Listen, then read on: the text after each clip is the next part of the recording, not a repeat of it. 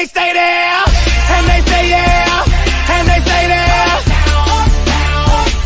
Cause all I do is win, win, win. And if you going in, put your hands in the air, make them stay there. Ludacris going in on the verse, cause I never been defeated and I won't stop now. Keep your hands up, get them in the sky for the homies that ain't making it, my folks locked down. I never went nowhere, but they saying Luda's back. Blame it on that contour, the hood call it Luda-yak. And I'm on this foolish track, so I spit my foolish flow. My hands go up and down, like strippers' booties go. My verses still be serving, tight like a million virgins. Last time on a college remix, now I'm on the original version. Can't never count me.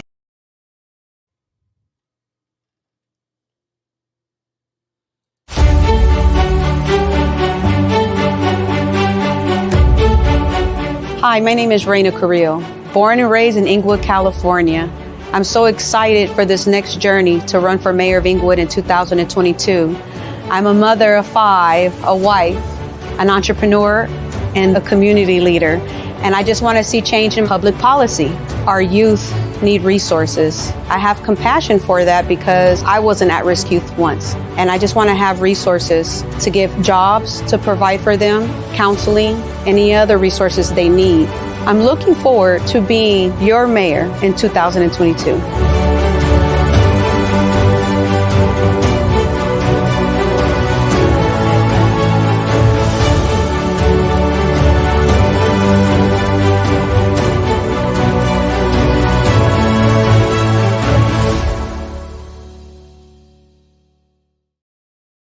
Okay, welcome to the G-Lew Show After Hours Live. Hold on 1 second, we're having some difficulties. I see that Rayna is trying to get in now, so let me figure this out. Sorry, people.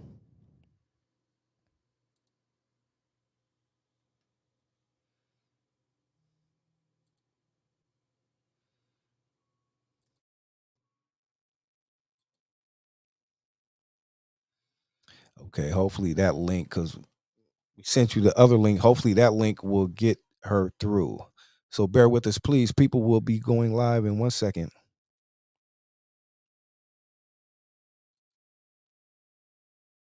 Shout out to the homie Keisha. What up?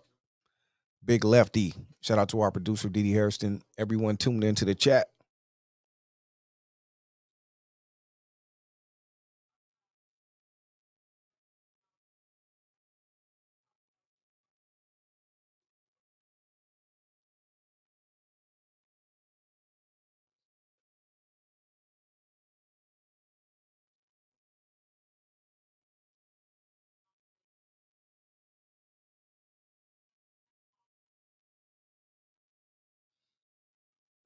Shout out to my homeboy Snow the Don. Congratulations, Snow. Everyone congratulate my homeboy Snow. He just got married, I believe in Vegas. So shout out to the homie Snow. Congratulations to you and your wife, you and Mrs. Brown, bro.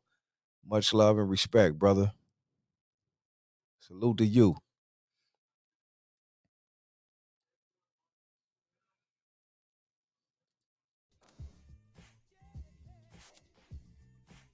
It was 1 second.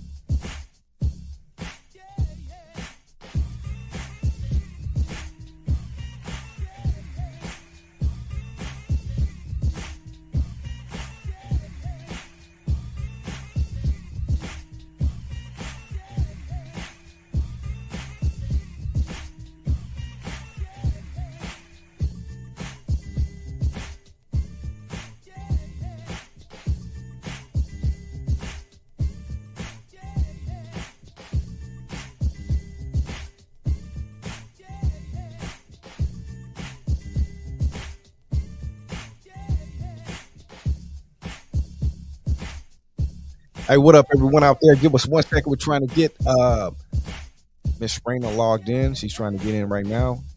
Got a couple technical difficulties. Bear with us. The live will be starting shortly. Shout out to everyone out there tuned in tonight. Happy Friday, everyone. Little flow to the beat. Okay, let me see. Who was that? Homie Casey. Casey 9 Deuce. We're taking it back to 9 Deuce. Shout out to low profile Dub C.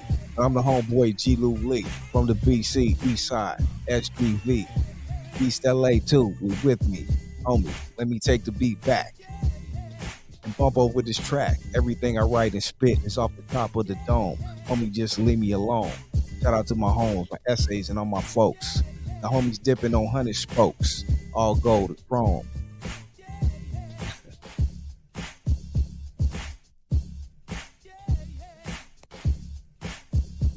Much love, Snow.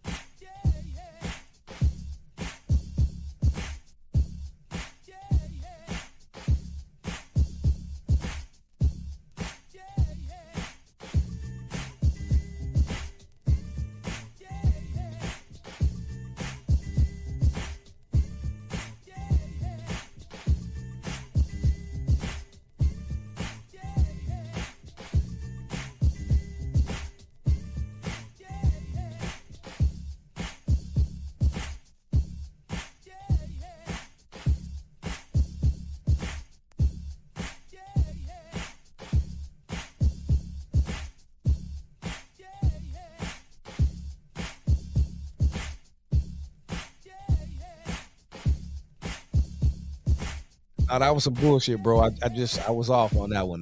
Give me a minute, homie. I'll come back if we got time, bro. Shout out to the homie Casey 9 Dukes. Shout out to my homeboy Incredible Javier. But out of Yeso season 2 up right now. Go check out the latest episode on the homie's channel.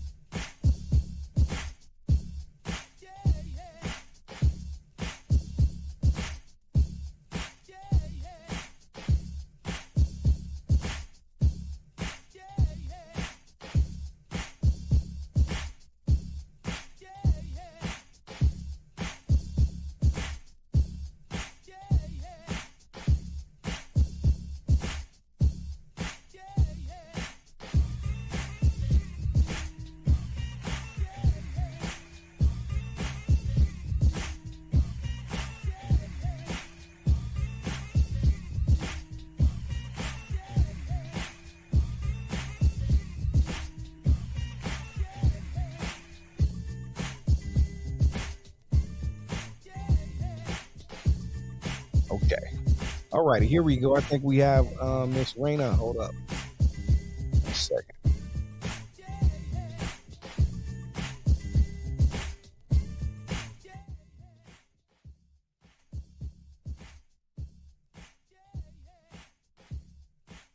One second, please. I'm sorry. Okay, there we go. Okay. I think we have her. Hey. Hello. How are you? I'm blessed. Okay, that's great. I'm sorry we had some difficulties. I don't know what the issues were, but I'm just glad you're here now. So thank you for joining us tonight. Thank you so much for having me on your show. Yes, sorry. Let's see. Okay. Now, before we get started, please give the people there's a lot I want to get into, but just please give the people, a backdrop of who you are and who we have here tonight, gracing her with her presence. All right, everyone. My name is Raina Carrillo, born and raised in Inglewood, California. Inglewood? I feel I can be myself on this show, so I'm just gonna just let it all hang out. Yeah. So I'm a second generation gang member. You know, I grew up in Inglewood with two parents from different neighborhoods, but back in the 70s they got along. So that's how that love affair happened. And so with that to say, you know, being born and raised in Inglewood, it was okay childhood. And I think about the sixth grade is when we decided to start a crew called LCD, Little Crazy Devils. Okay. And we all had a connection as kids that had family from 18th Street. So that's where it all started. And then after that, we got to Monroe and, you know, junior high, how junior high goes, right? Right. And then, you know, high school, I got to Morningside High School and we were considered full-fledged gang members. So through the trials and tribulations, I survived Inglewood in the 90s and truly blessed. And it took a situation for me to change my life. And that situation was one of my homeboys, you know, trying to kill me. So once I graduated from high school, I remember during the time of that transition, that spiritual awakening with the situation that went down in 97, God gave me another chance. And I remember telling him, if he spared my life, I promise to you, I'll give back to the community and I'll just shift my leadership differently. And God was there for me spiritually. And here I am, you know, today still doing gang intervention in LA County. So right now I'm in the Crenshaw district. My boss is Big U. And, you know, that's a whole nother beast in the Crenshaw district. You know, Inglewood and district are like neighbors, but the gang culture and everything are different. And Right. so being able to work with developing options and seeing how my boss and his team work, it has definitely been a eye opener, you know, working in the community with the Black and brown people, predominantly African American in the Crenshaw district, though. And so one day I decided to listen to my mom and start my own nonprofit for my Inglewood people, you know, where I was born and raised. I've always wanted to give back to my alma maters, which was Worthington Elementary, Monroe Middle School, and Morningside High School. And so that is definitely my passion to help people. So if you look at my past and you look at my life and you look at where I'm at now, you'll realize that I'm considered that grassroots, I'm considered that gang interventionist, I'm considered that community leader, and that individual that will understand what Inglewood needs. And a lot of people say, well, Raina, how in the heck did you want to become mayor, like somebody like you? I said, Right. well, at the age of 15, you know, I remember it was called the Donovan Jackson case. And Donovan Jackson was a young boy, African American boy, that was beaten by the police officers of Inglewood Police Department. And it was caught on camera. And so I was the lead for the Inglewood Peace and Fairness Coalition, which led me on the cover of New York Times, LA Times, Latina Magazine, Wow. Scholastic Magazine, documentaries. So I felt like God utilized that scenario to not exploit me in a bad way, but to give me a light for his child, you know, because I'm a woman of God. And even though at the time I was straddling the fence, but God knew what he was doing with me at the time.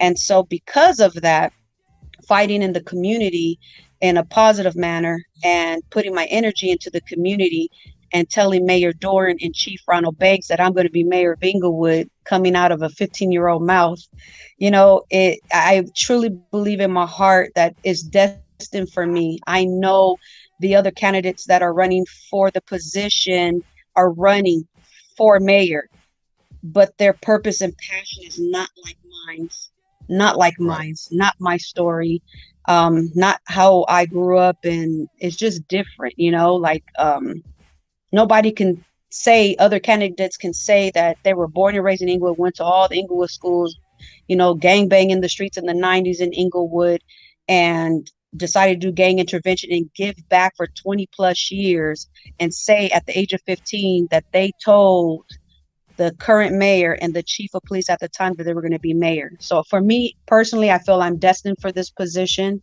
and it's time for me to amplify the voice of Inglewood for my Black and brown and all in between, but also at the same time is to follow my dreams and let people know from Inglewood, Watts, Compton, Linwood, all the way to the Bay Area, to let them know that if you have a vision and a goal, it doesn't matter where you come from, it's where you at right now. And to go ahead and manifest, pray about it. But what's most important is to take action. That is incredible. You know, I was going to tell you before you started, and you Sorry. no, it's okay. It's great because you've already answered a lot. But I was going to tell you, just like when you said, you know, I could be myself on here and all that. I was going to tell you too. Even with me, I was so happy, you know, when I did my homework and everything. Because, you know, at first I didn't know, you know, what I mean, what to expect and all that, right? From the soon to be mayor, I'm speaking into existence, right? But and then when I was checking up on everything, I'm like, man, she's down. Like she's hella cool. You know what I mean? And knowing your background and everything, it was like I felt the same way. So I'm glad you know, you're here and we could talk about everything. First, let me go back to this before even with your story. I want to give you a shout out on your beautiful family. I seen your family, and then for you, like, to have two, not only one but two sets of twins. Like, how blessed are you? I mean, I've never really heard that before. Like two sets of twins. Like, how does that work? I mean, that has to be a blessing. And like, how was that? Like, please Yeah, explain. raising 5 children in general and birthing Yeah. 2 sets of twins is a lot of work. It was overwhelming. Um, but at the same time, it is a blessing because I remember a time where I've had multiple miscarriages where I couldn't even hold a child, or the child was considered a defect because it was a baby in my stomach, right? But no heartbeat, you know. Or one time, you know, one of my miscarriages where I had the heartbeat and everything, and then the next month I went to the hospital to get, you know, to get the ultrasound, and the baby was dead. Wow. So I believe in my heart that, you know, God was just blessing me with abundance because what was lost, you know? Right. Right. Wow. Well, that is a blessing. How far apart are the sets of twins in Oh, age? Lord, I'm so bad at math, but I'll give you their age and you can help me out. Okay. So my first twins are 12. Okay. And then my middle child, Giselle, she is 9. And then my last twins are 4. Oh, okay. Wow. Okay. So they're still pretty young. Are they Yes. aware like of that? Like they're all siblings, of course. They're just brothers and sisters. But are they aware that they're both like two set, like not only like the twins of each other, but the other sets? Are they aware of all of that? How do they like? The babies, not really, but the older twins, yes, they know that they're twins, the fraternal twins. Giselle, I remember her telling me, Mommy, why wasn't I born with a twin? So She her feels birthday's in the same way. January and mine's is Right. too. So I told Giselle, like, I'm your twin. Like, we're both born in January. So mommy's your twin. Right. Right. That's what's up. That's what's up. That's beautiful. I just wanted to speak on that because when I heard that, I was like, wow, that's a blessing right there. You know, you are Yes, truly it is. On my Mexican side, on my father's side, they're twins in the family. On okay. my Creole side, we got twins and triplets. And then on my husband's side, they have twins. Right. So I think that's probably what happened. Okay. Yeah, because I was like, wow, that is like rare. I've never heard that, you know, but that's a blessing. Um, tell us about Inglewood. Inglewood is a special city, you know, the city of champions. You know what I mean? Yes. Tell us how it was for you growing up in Inglewood. Like some of your best memories or things that people may not know about Inglewood. Well, I know one of my best memories of Inglewood was definitely the Forum. The Seeing Forum, the the Great Western Lakers Forum. for Christmas, and we were able like to walk down where all the celebrities walk down, and Right. we met like the Lakers, and they gave us toys and basketballs with, with the Lakers signing them.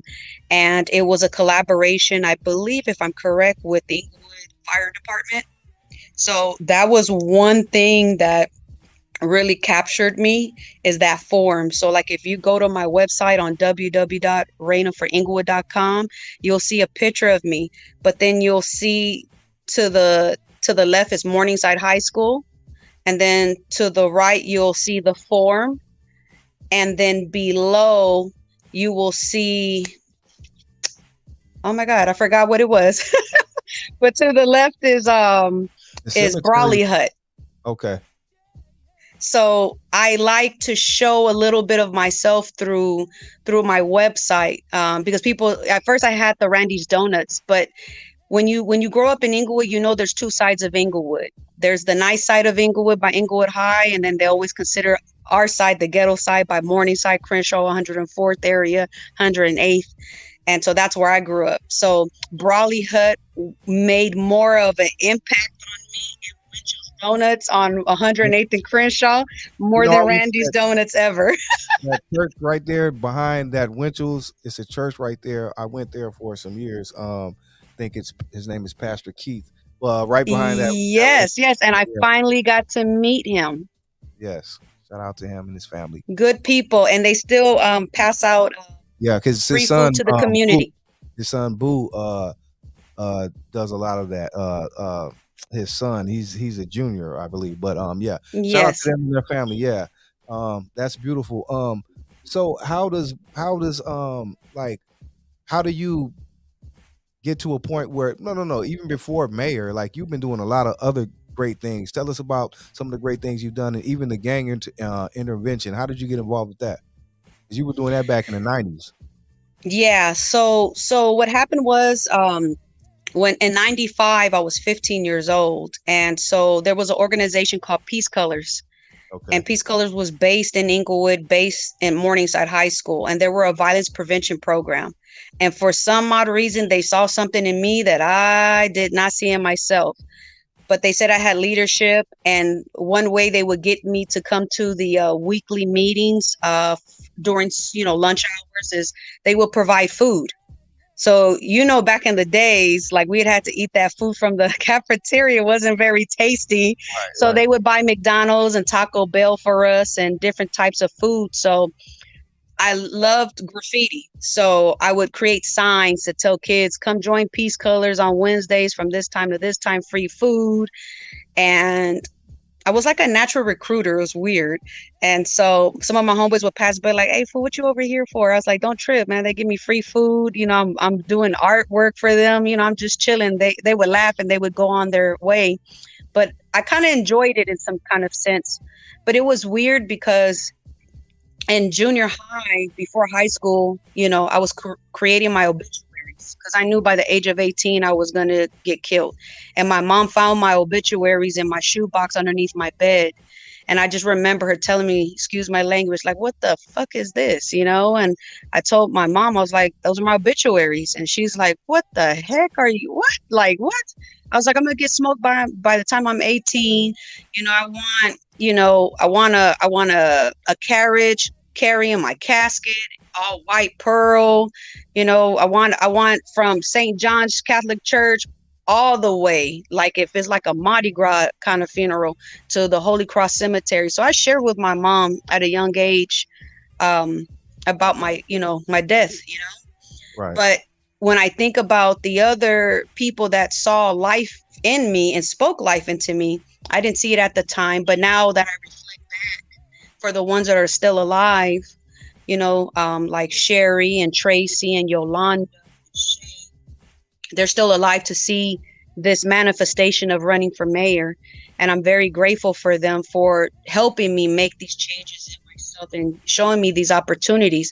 So because of Peace Colors, I met Khalid Shaw from Stop the Violence, Increase the Peace Foundation. Okay. And that's where it all started, in like doing more field work, doing ceasefires with, it was me, KB, and Dane. They were from Crenshaw Mafia, and doing ceasefires in Inglewood and stuff like that. So the gang intervention started in 1999, and I continued on right after we left Inglewood, I started doing gang intervention in Pico Union, Rampart area, which is Right. a whole nother beast. But I have respect for Pico Union and Rampart because they taught me the game that I thought I knew.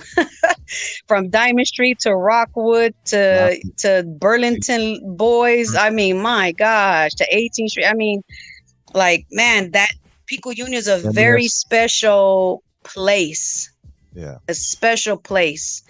And I worked in the avenues, Lincoln Heights, El Sereno, the Wow. avenues, Boyle You went Heights all over. and Ramona Gardens, and Yeah. now in the Crenshaw district. So I truly feel like I'm honored to be able to have been in these communities because you learn so much about the beautiful people.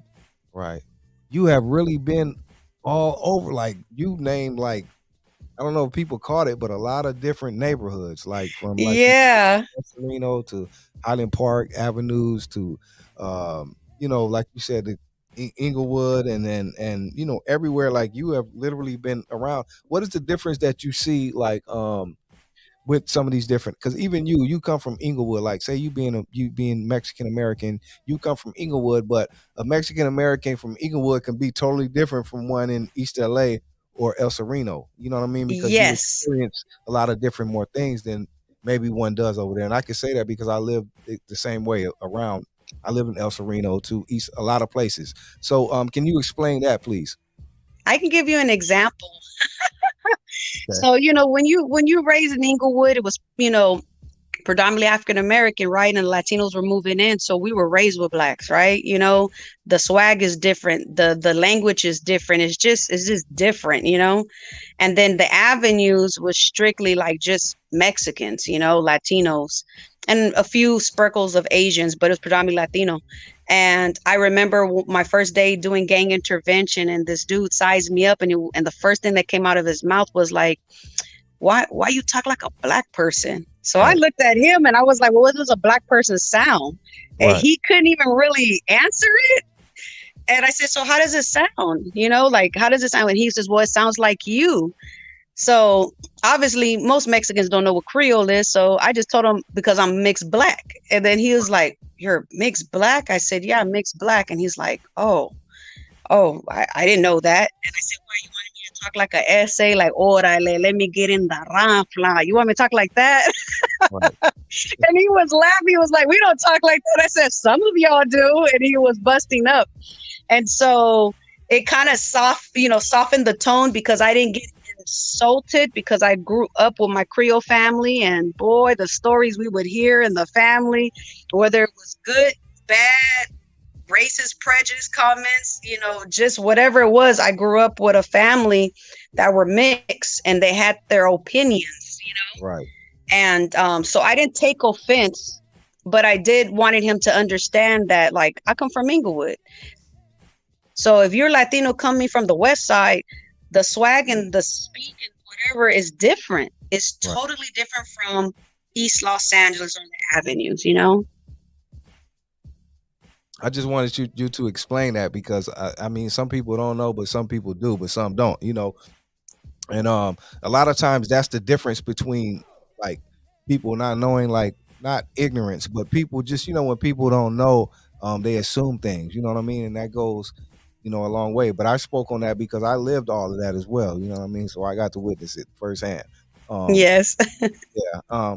So tell us what even you running for mayor for Inglewood, like you said, you are bringing a different perspective. You're not your average mayor, and I'm sure like a lot of people like me, I will vote for you. I'm sure a lot of people from Inglewood that's really from Inglewood will vote for you.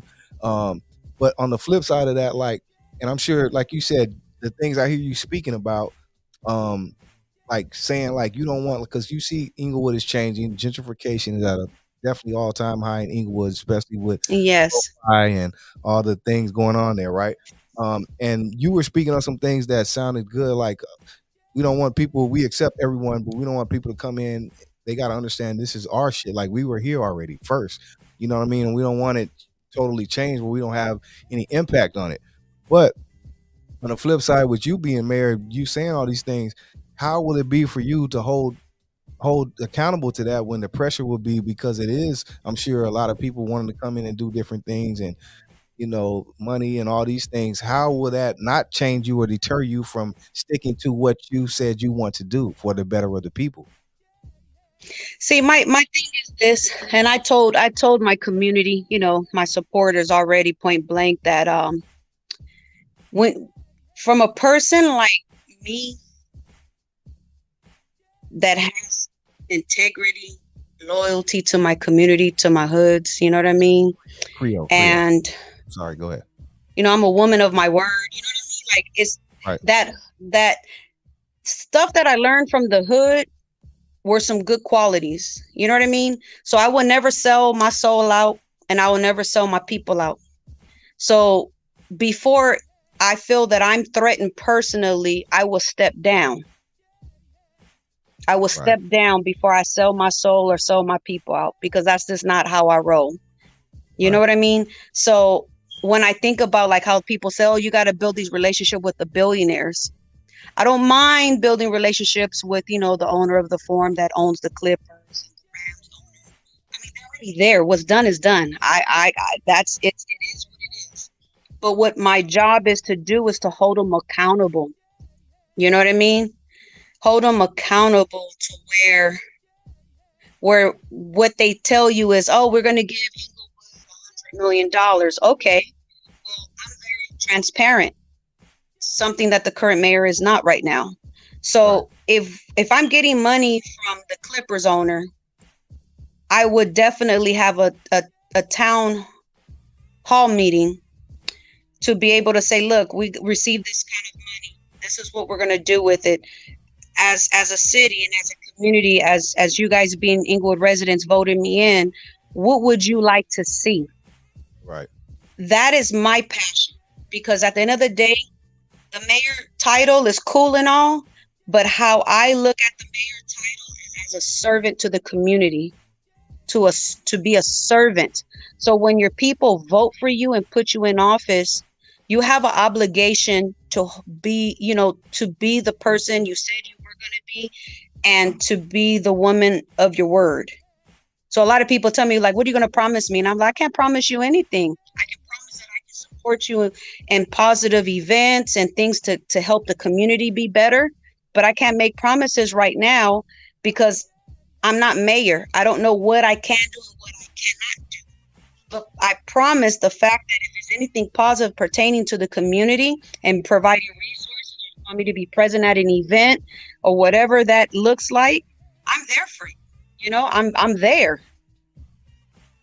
What do you say about people, like, speaking on that? I'm glad you brought that up, because a lot of people feel that a lot of times when they go out and vote or support a certain candidate, right? And we hear about all the things that they're going to do and all that. And the biggest misconception or conception, I don't know how to say it, is that once people do get in office, they don't really do the things they said, and they forget about whatever they said, or maybe not. Maybe they just get consumed in all the stuff, the politics that go on. But a lot of people feel sometimes that the candidates don't hold true to their word about what they said before they got elected. What do you say about that? You're correct, because people want people to be their foot soldiers in the ground. You know what I mean? And passing out those flyers and canvassing and using their organizations to put the person in office, So I guess they say what they say to just get the votes. And then they probably get overwhelmed and they just focus on what's important. And then they forget the community. Right. Like myself, I can't forget the community because I am the community. See, that's the difference. Like, I'm born and raised in Inglewood. I have a passion for my raza, for my black, my brown, and all in between. You know what I mean? And so my passion is with my community. That's all I could say. So I would hate to disappoint my community.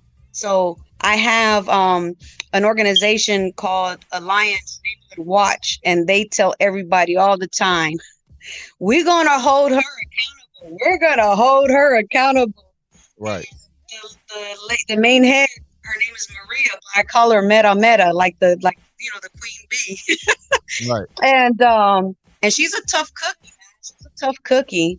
And so, like, for example, we were out there, canvassing, but also I was passing out flyers because I collaborated with Homies Unidos, Inglewood Rotary Club, through my nonprofit, of course, and with Inglewood Second Call, where we got free food to provide for Inglewood, where I grew up on my side of Inglewood at Richards Market on 107th and Doty. And it was a beautiful event. And a lot of people, even though I don't speak Spanish, I try my best, but my people understand me. I guess it's a love thing. I don't know. And they were all telling me, like, we want to see the first Mexican American mayor of Inglewood. They know I'm mixed, but for them, it's just like if I'm Creole and a person says, oh, she's going to be our first Mexican Black woman, like however a person sees me, I'm fine with it, because I am all of that, and more. So for the Latino people, I'm just, not just Mexican, but for them, they're strongly holding on to that Mexican, because my dad's from Zacatecas, and they want to see the first brown woman in office. And they also want to see a woman in office. They want to see a woman of color in office. And they're very inspired because, like, to them, they say that, like, with Latinos, some are not very supportive. So, like, a lot of people were like, oh, you work for Viragosa. Why Viragosa didn't endorse you yet? And I'm just like, well, I don't know. Politics is all new to me. All I'm doing is doing it the grassroots way that I know. I don't have 200 grand in my campaign pot. I'm just working with what God has given me. So my faith is taking me to where I need to be by election day, So I wish I had a millionaire to drop 100 grand in my pot so I can do more. But, my faith is allowing me. And like my pastor says, Rayna, if God were to give you that 100 grand, you wouldn't need God, because you would already have the money and handle your business. But God is showing you that you need him, and this faith is going to get you there. So that's how I look at it. Like, my faith is getting me where I need to be. And, I believe in miracles. I believe that I can do anything through God. And, he kept me on this earth long enough to just know that he is real. He is real. And I'm just, trying to be the best person that I can be. And like I said, being a woman with integrity, transparency, loyalty, a woman of my word. Like, I believe that's what my community wants as, for a mayor. They want to be able to touch the mayor, to, to communicate with the mayor, and to just feel like, like how we feel now, like family. Right. That's beautiful. What would you say, like, I'm not even gonna say if you become mayor. When you become mayor, what would you say would be the first thing you do that would need your immediate attention, that maybe the people or even you want to make change, or like, something you could do as soon as you get in office, like that you want to do? So the first thing that I want to do is focus on public safety and create a gang intervention program within Inglewood City Hall. We don't have a gang intervention program in City Hall. So all I'm going to do is duplicate what Viragosa promoted in LA in his city, which is called the GRID program, Gang Reduction Youth Development. I've been a part of the GRID since the beginning, and I worked for Viragosa inside City Hall. I did gang intervention. I did data collection. I've played parts, case manager. So being a person that experienced GRID in different titles and being there from the beginning till now, I see the worth in prevention and intervention and reentry. Law enforcement already do the suppression. So my job as a mayor is to focus on prevention for our elementary kids and intervention for our junior high and high school. And then reentry for those that are coming out of camp or prison. Right. Because I think that's the main thing. Like you said, we could talk about the gangs and ceasefires and all this, but like you said, without the resources, they're going to kind of go back eventually to what they do. What about that part, like far as resources in Inglewood? Because like I said, again, Inglewood is changing rapidly at a fast pace, and it's going to be hard for some people to keep up. Yeah. Well, I say right now, it's going to take a minute for the gentrification to happen. Okay. I know the prices of rent is going up. I know the prices of houses are insane. Shoot, Inglewood pay more taxes than Hawthorne, than Torrance. So something is wrong. So once I get into office and I find out what I can do to kind of lower taxes temporarily while I'm in office, or try to do what I can to help our community. Gentrification is going to happen. I've seen Echo Park, you know, man, I've seen Echo Park from like the beginning to now. I've seen, Santa Monica and Venice. So my thing is this: gentrification is obviously going to happen eventually. But my thing is this: it shouldn't cause displacement for our Black and brown people, our original Ingles. You know what I mean? It shouldn't cause our original Ingles to be removed. Right. So, I got a lot of, work to do when I get in office, because I don't believe in displacement. I do not. And then they talk about affordable housing. Some of the places are not affordable. You got 3 bedrooms for $3,500, and it's not even a house; it's an apartment. Right. So that is not for Black and brown people that are middle class and low income families. So in East LA, I learned a lot about permanent housing, finding land and creating permanent housing, so then we can keep, our people of color still in Inglewood. The history of Inglewood is so rich. A lot of people don't understand that, like, Inglewood, it's, it was, Mexicans were here, indigenous Mexicans. There's an adobe, Centinela adobe, where it tells you the history of, the Mexicans, owning the land, before the Daniel Freeman family.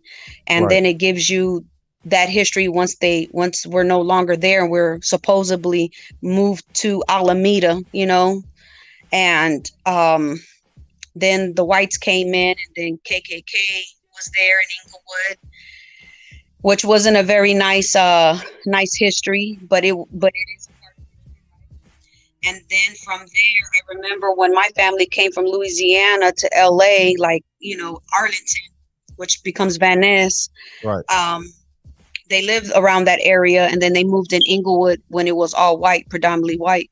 And then the African Americans start moving in, and then the Latinos start moving in again. So it's kind of like history repeats itself, because now whites are coming back.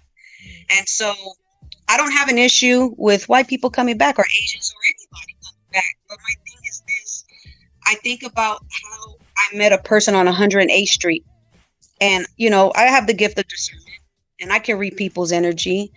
And I just remember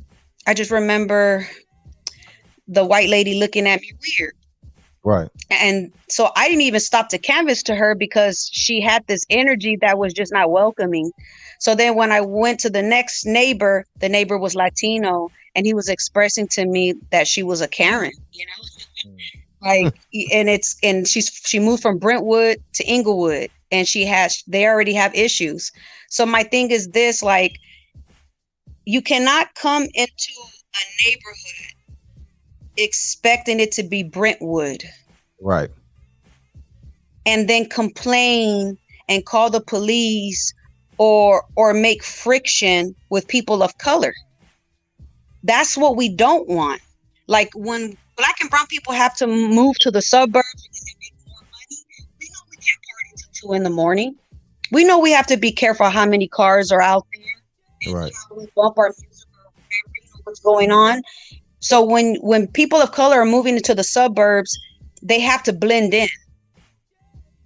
But then now you have all these situations that are happening on social media bluntly, with white people moving into South Central LA, Los Angeles, Inglewood, and they're coming in trying to change things. And it's like, well, why did you move over here when there's Black and brown people? Right.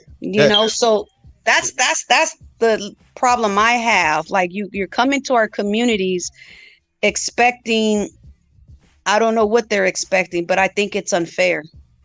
But that leads to my next question. I was going to ask you a minute ago. Do you think it's obviously it's good, but what is the gift and the curse about the changes in Inglewood? First and foremost, SoFi's stadium and all these things. Like, which is supposed to be good, but obviously it's a bad about it because it affects the people, the real citizens of Inglewood. So what is the good and the bad about that whole So, thing? some of our people are not very excited about the SoFi. I mean, that didn't really affect us in the beginning, the making of it, because obviously, They it made was it seem at the first, Hollywood racetrack, the but casino. they made it seem, sorry to cut you off, but when It's they okay. first started to make the building and all that, they made it seem like it was a great thing for everyone in Inglewood, right? Like people come get jobs, they can help build, and it would bring money into community, right? So initially it was made to be a good thing, right? Yeah, well, I found out that through people I know in the community that applied for the jobs and never got a construction job. Oh Then I wow. knew a few people that were Inglewood residents that got the job, but then they were let go and then replaced with other big companies. Right. Okay. So there's nobody to hold people accountable for that. And I'm very disappointed in that, period. And so the SoFi, man, it's so much, man. It's just so much. But put It's it this like way, the it's a gift community, and a curse because not only you get the SoFi, but you get the Super Bowl that comes there, right? And they win the Super Bowl. So it's supposed to look like it's all good, right? But but yeah, obviously it's nothing not. doesn't benefit us. You know Right. what I That's mean? my point. I, That's I my think point. for the Super Bowl, they should have brought some of the elementary kids from Worthington or Monroe or Morningside with their family to be able to experience that, Right. They Right. I and I agree. just think like I wish the person over the community relations at the Rams, because there's so much going on the back end of everything that I'm not going to talk about yet. But just know that the community is not very happy. They're not very pleased. And it's I- more beyond the traffic. You know what I right. mean? Right. It's more beyond the traffic. The traffic is horrible. And a lot of people were like, Rayna, like they're hiring outside, they're hiring sheriffs to monitor the games. They're hiring Hawthorne Police Department. Right. And then you have Inglewood Police Department that can't even work with the community like they used to because they're pulled to the games. Right. So who is the priority now? You know what I So, mean? Who is the but priority? It see, ain't the community. Is the community is not the priority.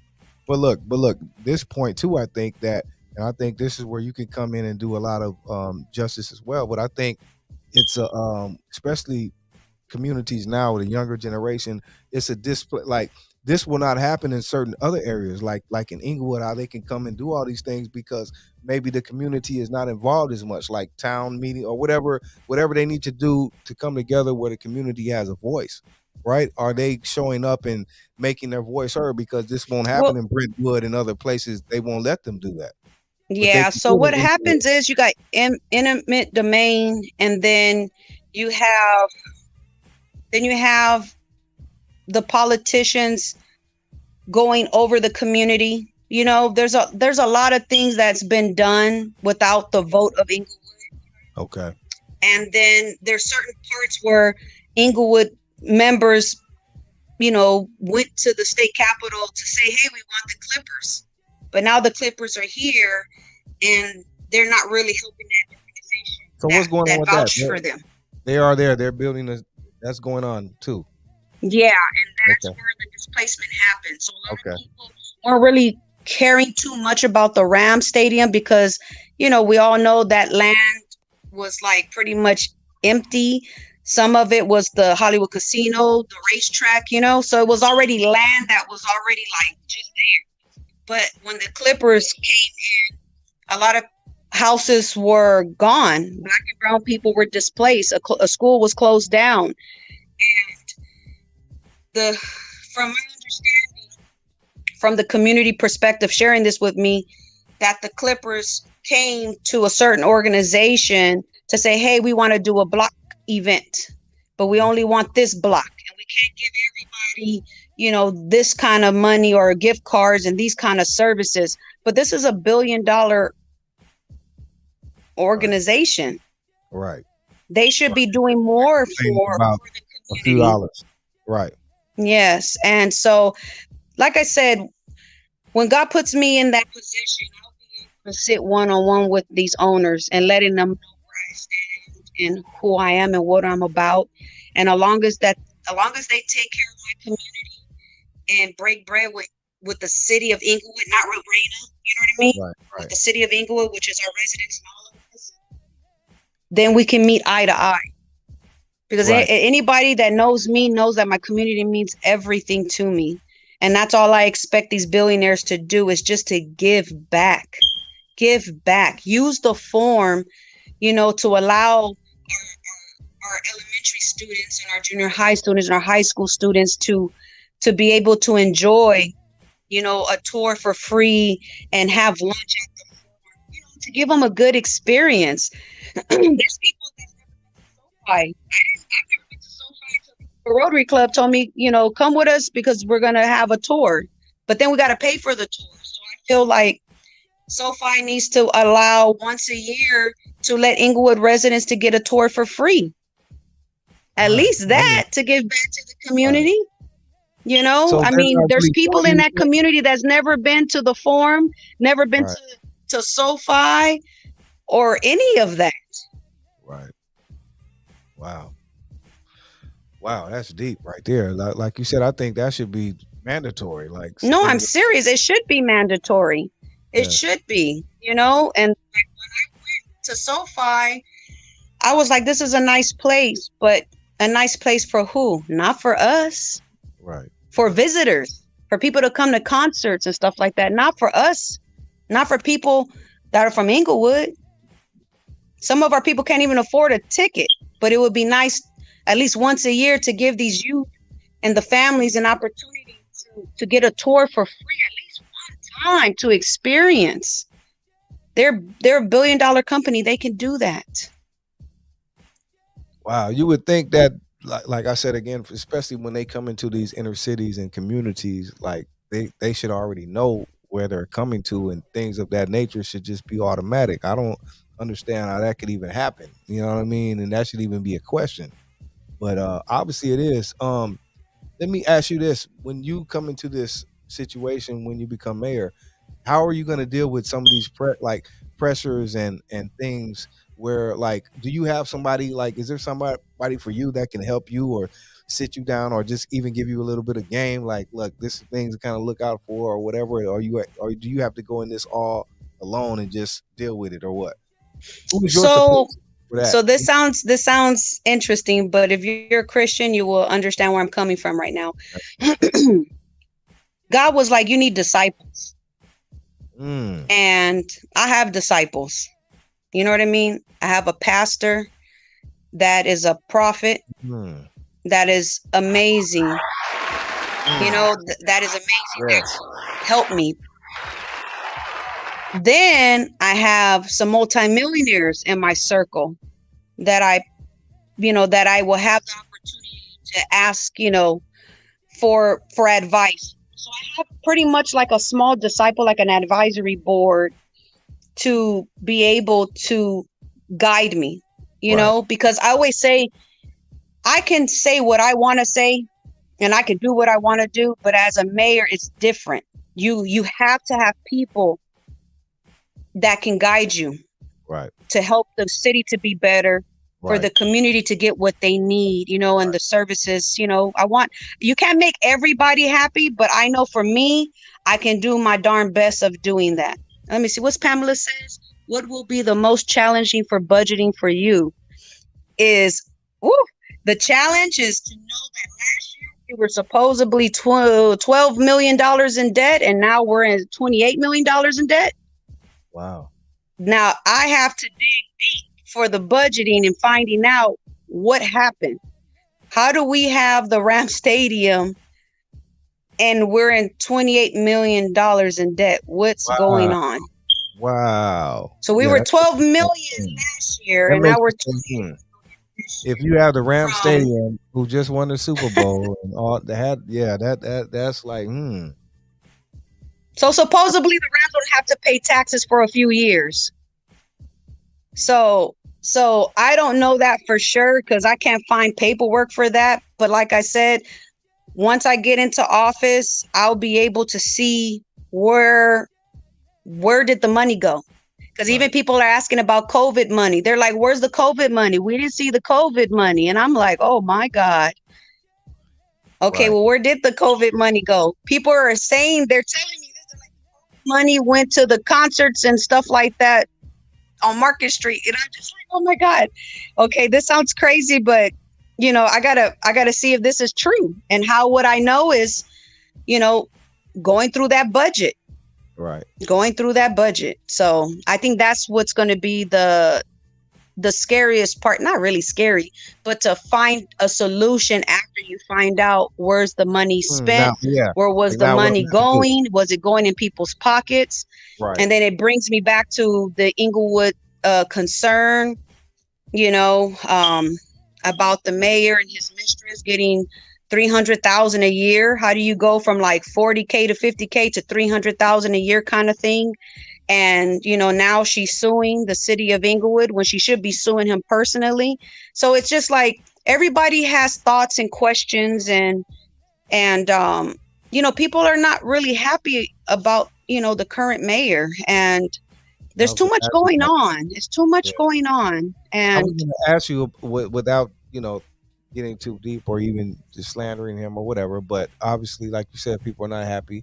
You're not happy. That's why you want to be the next mayor. But how are you personally going to deal with the quote unquote haters, or when, you know, you start getting deep into the campaign, the smut and all the crazy stuff they do? Like, how are you prepared to deal with all of that? Me being prepared is God. You know what I mean? Because at the end of the day, whether people, you know, talk negative about anybody, you know what I mean, it's up to you to deal with it. So sometimes people like to deal with it getting petty and going back. Right. And then there's people like me where I'm just like, I'm not focused on that. I'm focusing on here, not to get him out of office, but because this has been my dream, my vision since I was 15. So I always tell people, me running for office has nothing to do with the current mayor. Because when I was 15, the current mayor was not the mayor. He was a law enforcement. Right. He was a cop. So my dream has nothing to do with the current mayor, you know? So it's whatever they do. And all I can do is just trust in God that, you know, that everything will be fine. And I can't respond to haters, because most haters don't have nothing going on for them anyways. That's why they always hating, because they're not occupied, you know, they're not occupied. That part. Yeah, they're not occupied. You know, haters don't have vision and purpose or passion. They don't. They don't. Let me ask you this off the record, off topic a little bit. How did you feel when you being a native of Inglewood? You know, I'm from LA and all that, but we loved all this, but it was just not the same when they left. But how did you feel personally as the Inglewood native when the Lakers left the Forum and went to downtown to the Staples or whatever? Personally, I felt they abandoned us. Okay. That's what I'm gonna say. You know? That's how I felt. I was a kid. You know, like I felt like they abandoned us when they should have stayed in Inglewood, or they should have built the freaking Laker Stadium there. Right. Why are you gonna go build it in LA when you can stay in Inglewood? But you know, they made their choice, and I'm still a Laker fan. I love them. But that was a landmark. Like to this day, when people, you know, see the Forum, they think about the Lakers. Really, you know what I mean? Like, yeah, the city of champions. Yeah. That was beautiful. I'm sure for you to grow up in Inglewood and witness the Lakers playing in your city, you know what I mean, and everything else that it brought to the city. I'm sure that was beautiful, right? Yeah. How about football? Off the top, I know we're off topic just for a second. How about it's football? It's okay. Where do you stand with that? I see my Raiders in the comment, my Raiders fans. You know what's so funny? You're gonna really laugh because people get confused. So when you're growing up in the hood, like in the 90s in Inglewood, Raiders was just like a gang culture for us. You know what I mean? Like it. So I like the Raider gear and everything, right? But at the same time, for some odd reason, once again, even the Cowboys was the gang culture, in the 90s. So I like the Raiders and the Cowboys, which don't make no sense, but it's just a culture thing. I remember I used to wear Georgetown because it was the thing. Right. But I didn't know what the heck was Georgetown. Right. Like, I wasn't really into Georgetown. I knew that if you were gonna wear a Kings jersey, you better be ready to get beat up. Because the Kings jersey, you don't even know what that meant for Inglewood back in the days. Oh my gosh. Okay. Okay. See, that's where the politics come into play, right there. People, and that's what I used to teach the youth in Inglewood, because they didn't understand what the Kings represented. Right. K for kill, ING, and then the S meant for, that's a disrespectful term for Bloods, Yeah. So when you saw an SA repping that, you already knew what time it was. So people would get killed wearing Kings jerseys and King outfits. Hey, let me ask you this, Rayna, because that brings me to another question about recently in Inglewood. It's been a lot of, like you said, the gang activity. That's things you're trying to curb and help out. But I know I've been hearing about recently, it's been a lot of talks and sit downs and ceasefires. How has all that been working, like, as far as on your radar that you know about, as far as the activity with some of the gangs and how that has been progressing with the ceasefires and all those things? Well, they're trying. They're trying their best. But I know that when I get in office, it would be an official commitment. Right. It will be an official commitment because Inglewood has 4 districts. And in those 4 districts, we got gangs, Bloods, Crips, and SAs. So how do we help our community be accountable? So when you have gang interventionists, it's different. It's totally.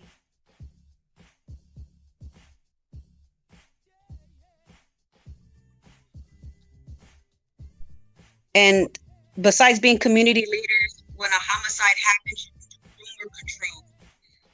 Because, like, for example, for the rapper that got killed in the avenues in Inglewood, some person did a false statement saying that it was a Crip gang that murdered him in Inglewood, the rapper. But it wasn't. It was personal stuff. Right. And so when you do gang intervention, you're supposed to do rumor control. So one of my friends, Skip, he did the rumor control, and a lot of people had something to say. But what do you expect a person that does gang intervention? Skip Townsend? Yes, that's my boy. And so when people were saying, like, oh, he's not supposed to be talking about this, well, what is he supposed to be doing? He's a gang interventionist. His job is rumor control. So before people start thinking it was that Crip gang that murdered this person in Inglewood, And you're absolutely right, because I remember he's the one that did come and do a video speaking on that, like, don't get it twisted. Like, he's the one that came on and said, no, it wasn't this or that. Yes. I do remember that when after Slim was murdered. I remember that. Yeah. So that's why I think it's important to have gang interventionists in the community, because cops cannot do what gang interventionists do. They can't. Right.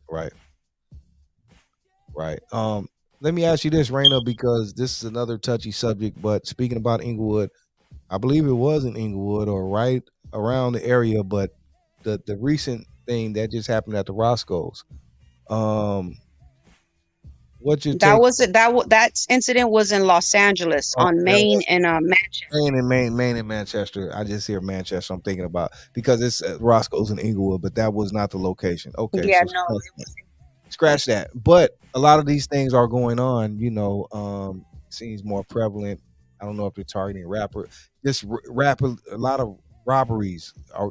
LA period is turned up right now more than it's ever been in past years, because the crime rate and everything was so much at a minimum. It was almost unbelievable. And I'm sure people knew or didn't know that wouldn't last long, but it was unbelievable how low the crime rate was. So how does it feel to know it's skyrocketed to probably 100% now everywhere? It's scary because people are desperate.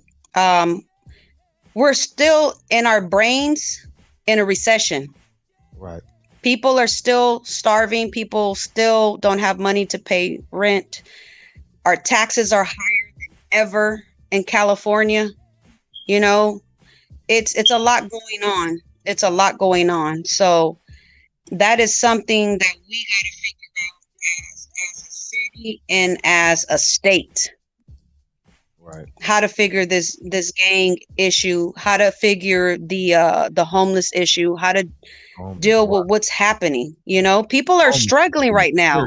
And like with the, you know, the young man that got murdered at the Roscoe place, right. You know, in gang intervention, we know protocol, and protocol is you don't show your location right. until 72 hours later, Right. or when you leave the place, then you can share.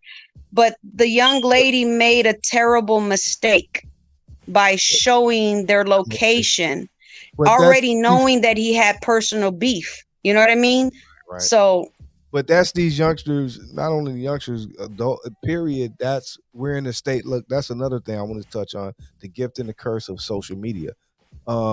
Because social media, a lot of things are going on now. A lot of things are more turned up, amplified more because of social media. Like you said, things like this now where everyone wants to post, and some people may think it's innocent, like the lady who did that. We don't know. I know it's a lot of talk going on. We don't know here or there what happened, what the intentions were, but that is a big thing we know with a lot of people sharing their location. Like everyone wants to, you know what I mean? This phone and social media is a big part in a lot of things that are going on.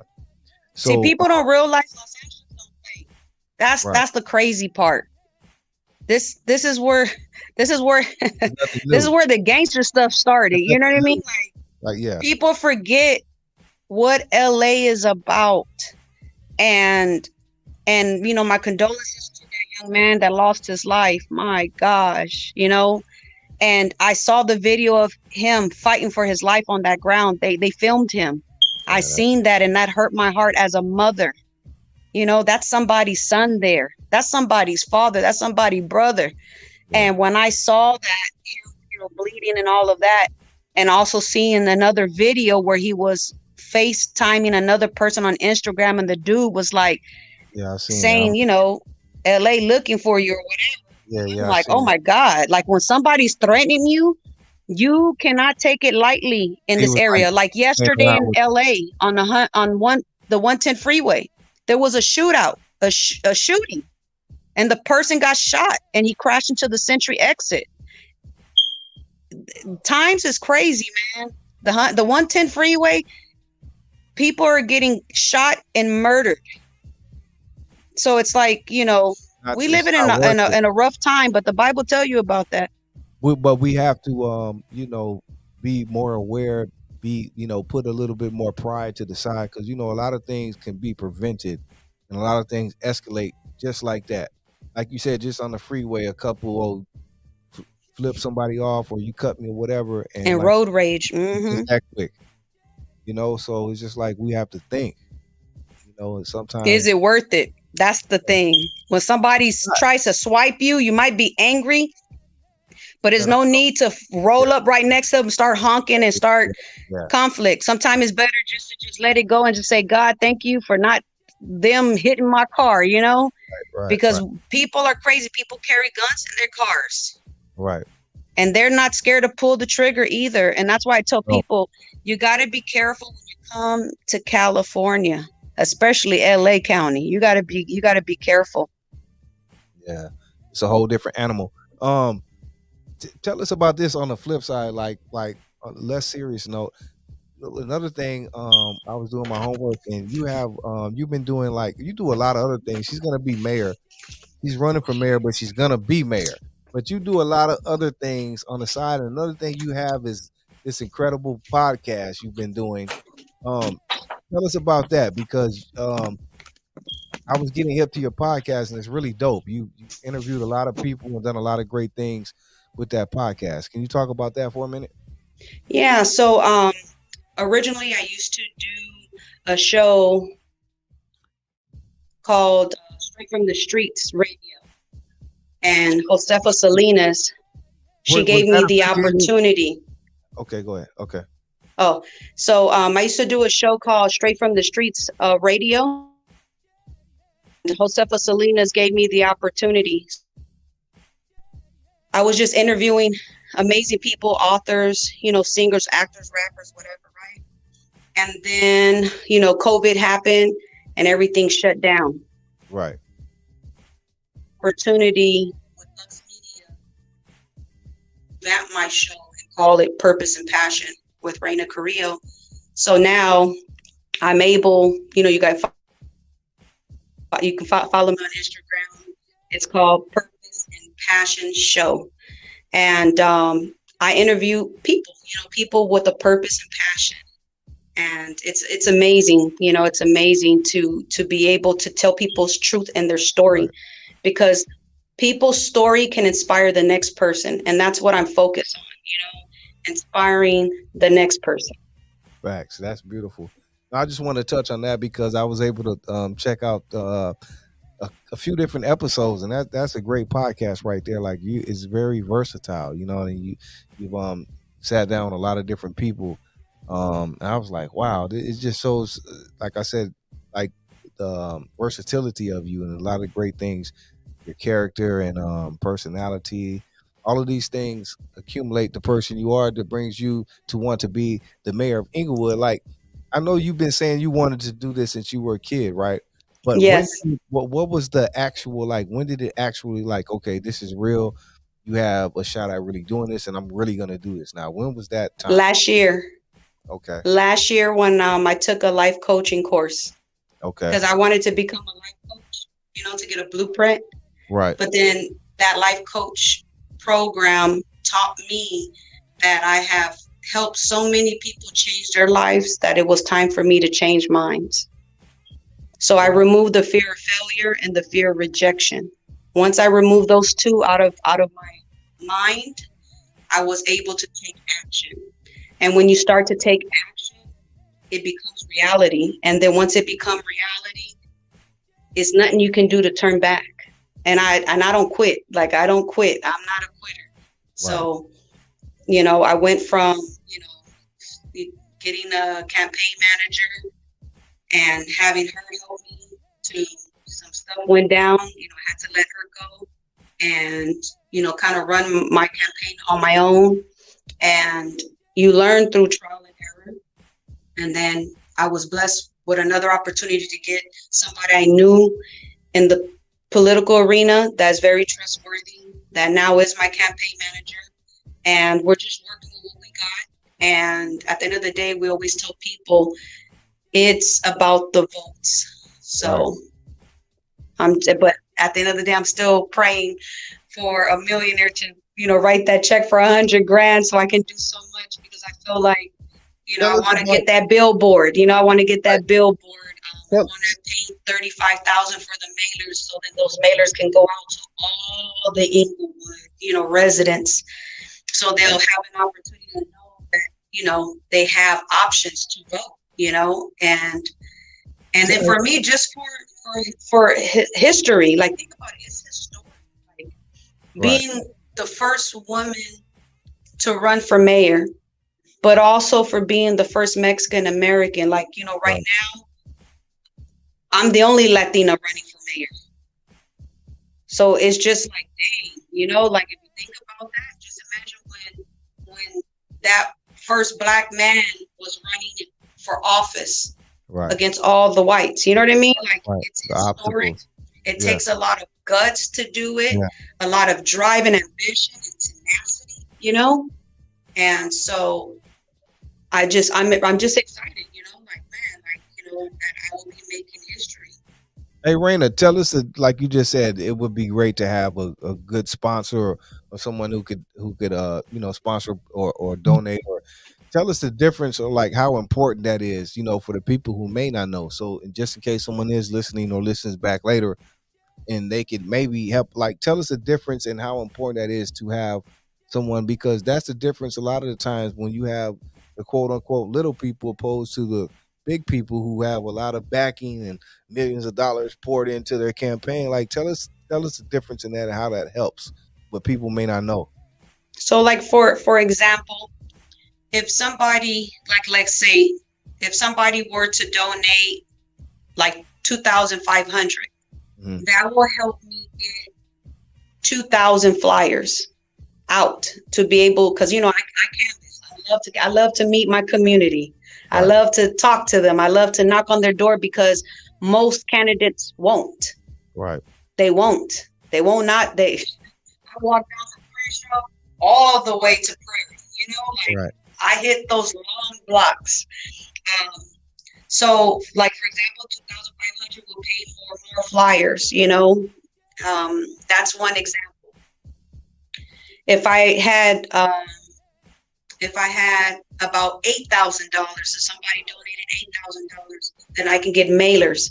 And mailers is like that paper that you see when people are running for office, and it will just be all about Rayna. Like, who is Rayna? What's her website? What she stands for? And it comes into the mail to those Inglewood voters. But it only goes to a certain amount. Now, if somebody bless me with $35,000, then I can get the mailers that go out to all the voters. Right. And so that's just an example. If somebody sent me 20 grand, I'm able to try to get a billboard in Inglewood, because visual is important for people. When you're driving down, whether it's Century, Prairie, Crenshaw, Imperial, if you're driving, you see a billboard of somebody, that's like, not just, oh, hey, that's Raina, she made it, but more like, wow, like, okay, we see her. She's running for mayor. Right. So, it's important. It's money is so important in the campaign race, so that's just, examples, like, yard signs. I need money for yard signs right now. People are asking. Somebody asked me for 24 lawn signs, and I'm like, damn, I only got 15 left. so that, like, yard signs are about like $2,000 too, $1,500, $2,000.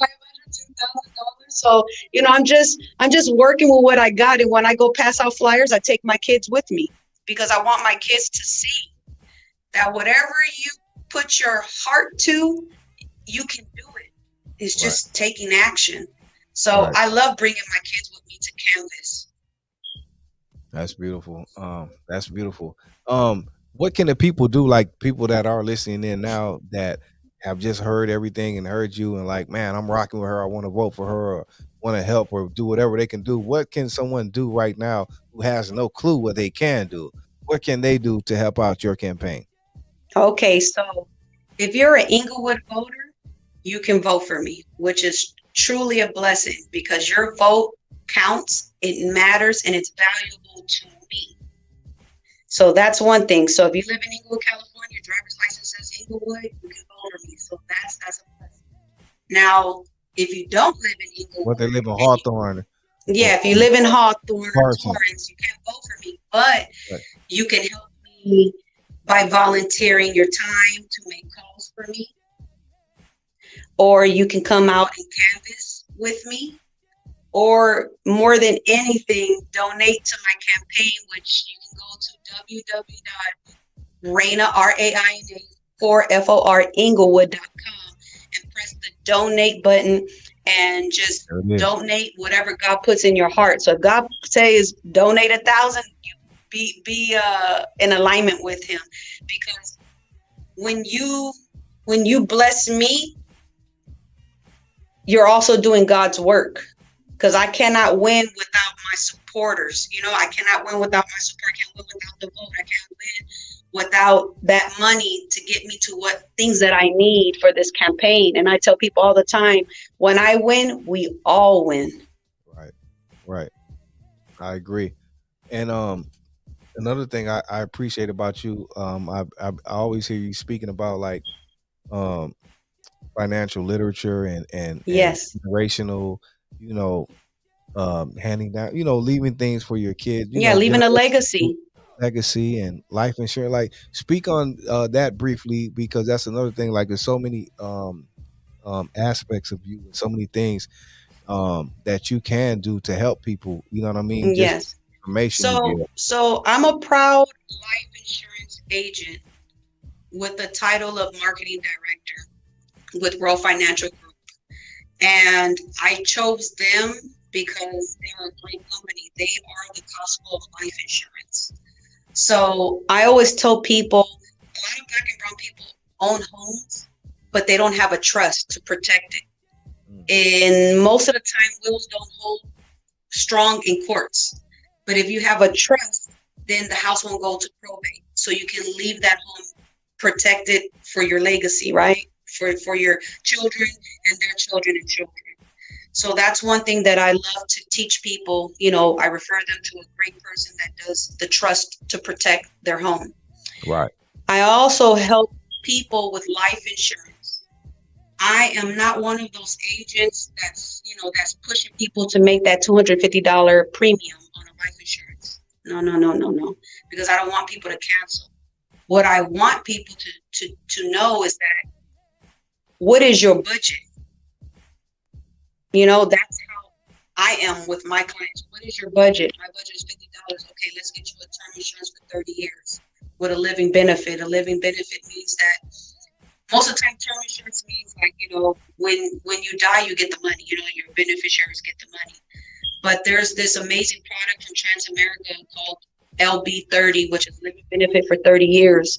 So if you get hit by a car and you're paralyzed, or you're on your Harley Davidson bike and you get hit by a car and you're paralyzed, or you have cancer or stroke or a heart attack, the life insurance works for you while you're fighting for your life. Right. You know, so that is, like, I have that index universal life insurance, which is a life insurance cash value, which is truly important. And like with the cash value, like, you can pull money out once there's no surrender. You know, you can pull the money out tax free and utilize it for anything important. I always tell people, never take money out your cash value unless it's an emergency, like you gotta fix your engine in the car, because that's what keeps you going to work, right? Right. Or you know, if you open an IUL for your child, and when he was a newborn, and now they're in their 30s and they need to get married, well, you can pull money from the cash value, like 10 grand, you know, to pay for the wedding cash, you know, without getting a loan or being in debt. Right. So I promote life insurance. It's important, you know, to build a legacy. And I have a story for that, but I can make the story short. So when I was doing gang intervention in Pico Union, this is what inspired me to eventually become a life insurance agent. Was I had a client that just came out of camp. And who are your bigger sponsors? I wish I had those big sponsors. Right now, my sponsors is the community. Yeah, my sponsors is the community. And I got endorsed by Mayor Dorn, he's retired from Inglewood. And I got endorsed by the retired chief of police of Inglewood. Oh, hold up, Raina. I gotta cut you off right quick, because earlier I asked you, and I know you told the people if they're from Inglewood, I asked what can people do to help. I know you said if you're from Inglewood, you can vote. But what about people that are not? They may be listening from Mexico or Sacramento or New York or wherever. Like, what can they do to help your campaign?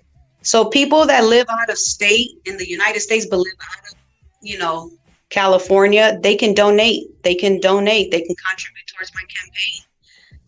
You know, that's huge. When you're like, I'm daily running against a Goliath, you know. so donating is important. At the website. That's the Raina Inglewood, right there. Raina Inglewood. And if you're local, like Hawthorne, East LA, Torrance, Culver City, West LA, Los Angeles, you can come out and help me canvass, door knocking, right? Or you can make calls for me. That part. Yep. Okay, yeah, we answered that. Okay, so anybody else? We're gonna wrap it up. I don't want to hold Raina all night, and I know it's, you know, she wants to get on with her night, but I think we kind of covered everything. Raina, is there anything that you want to speak on that we did not speak about? Well, I can talk about my nonprofit Yeah, let's do that. before 'Cause we end the show.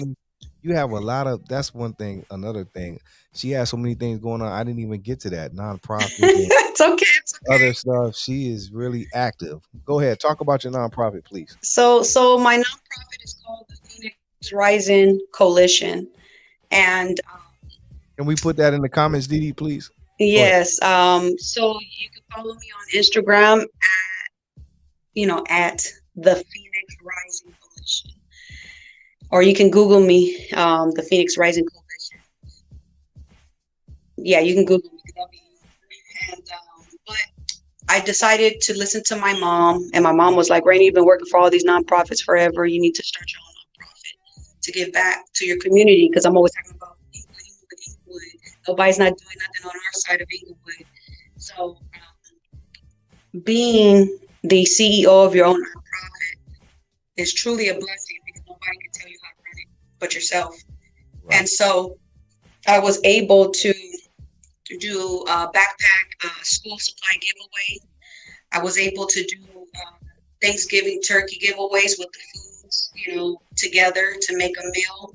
I'm able to do a teacher and staff appreciation day, to buy food, for the teachers and gift cards to the staff to recognize them. It's important to support our teachers and staff that work hard with our students because they're more with our kids than we are. And also the Christmas giveaway. Last year was a blessing. I got more than 500 toys, and I was able to provide toys to all our students from Worthington Elementary, plus the community members that live in Inglewood. So the Phoenix Rising Coalition is my baby, and I love the fact that I have the nonprofit. And then eventually, by next year, I plan to focus on grant writing, so I can get more grants to help my community and fund different programs like entrepreneurship programs, gang intervention training. So like if we have gang interventionists in Inglewood and they don't have money to pay for the certification, I'm able to pay for that certification for them. Right. If there's a person that's coming out of prison that want to become an apprentice for a construction company through the union as apprentice, and they don't have money for those boots and tools, then my nonprofit is able to provide those services for them. If there's a mother out there with a red bill, she barely made it to pay her rent, but she needs to pay that water bill, then my nonprofit is able to pay for her red bill so she can keep the lights and water on. So these are things that I want to do, from bus tokens to gift cards to whatever my heart desires, whatever God puts in my heart to do for my community. That's my mission and my purpose. Right. That's beautiful. Are there any people you want to shout out that has helped you, or their maybe inspirations, or like, people, what I mean, that you feel the need that deserve credit in your journey? Yes. So I want to give a shout out to my mentor, Sherry Lewin. I want to give a shout out to Yolanda Givens, to Shay. I want to give a shout out to my mentor, rest in peace, Gloria Virgin. She was the best thing that ever happened to me. She was an Inglewood firefighter, and she died of cancer. And then I call my other mentor, Mama McNally. She was with me doing junior high at Monroe, and she was with me in high school. And she saw me start that lifestyle from back in the days to ending that lifestyle. And she passed away, Miss Yvette McNally, Miss McNally. And she's passed on. And I know they'll be looking over, in heaven when, November 8th is here.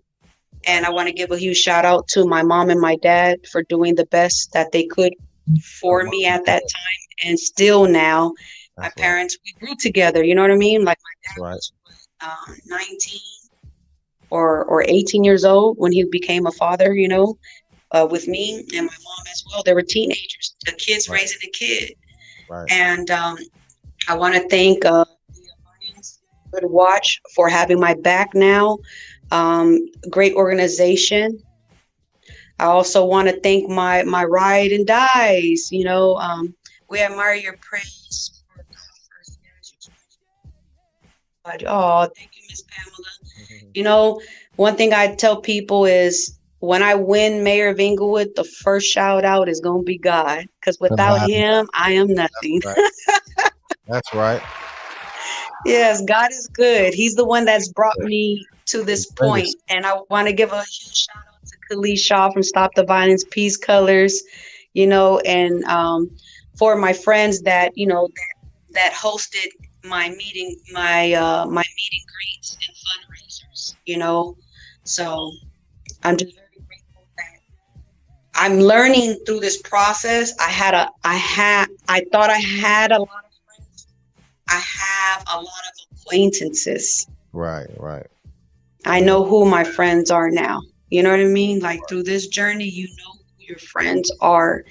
And so shout out to all my friends out there. Right. Having my back mentally, spiritually, physically, financially, And so last but not least, before I end the show, I just want to say God is good. God is great. Amen. Amen. Shout out to Carrillo. Thank you. I mean, I had a great time. It was even better than I expected. I thought, like I said at first, I think it would be cool because, she's a homegirl and everything, but it was better than I expected. Well, I'm grateful. I'm grateful. Back in the days at 11 at night, we would be in the club right now. Right. Shout out to you. I want to thank you for, coming on my platform. You know what I mean? I know you didn't have to do it, so I want to thank you for coming on my platform and blessing us with your presence. I learned a lot, and it was just a great conversation, and you have my full support. So I want to just thank you again for coming on my platform. I really appreciate it. Well, I'm grateful that you reached out to me. God doesn't make no mistakes, so you reaching out for me is in alignment with Him, and I'm here to be supportive to you. Because you're an awesome guy. You're doing your part. You're sharing people's stories, and you're allowing me to use your platform to share my testimony and my journey with your viewers. Yes. Wow, it's a beautiful thing. So thank you again, Rayna. Anything else you want to say before we go? Any shout outs or just anything you want to leave the people with? Well, I would just say, you guys can reach me on Facebook at Raina for Inglewood. You can reach me on Instagram for Raina for Inglewood. And you can just go to my website, www.rainafor for Inglewood.com, just to get more information about me. Inglewood. And, go ahead and just donate and or volunteer, or just check out the website to see a little bit more about me and where I'm coming from and where I'm at now, thanks to God. Thank you so much for this opportunity. That part. Raina Carrillo. Thank you, Raina. Everyone give a round of applause. Great episode. And I'm going to leave you guys with this right here. Thank you. Okay. Let me see. Let me leave them with this right here.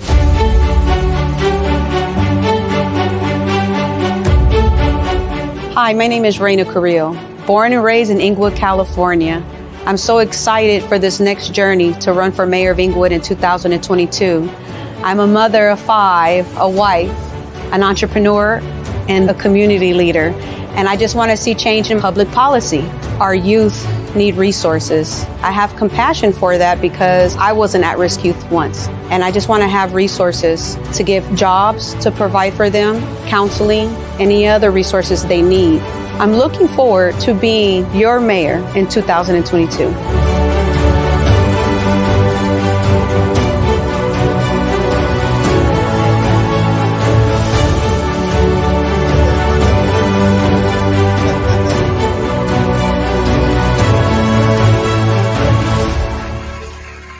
There it is, people. Your next mayor of Inglewood, California, Raina Carrillo. Yes, sir. Thank you again. Good night. Have a great weekend, and thank you. Peace. We're out of here, y'all.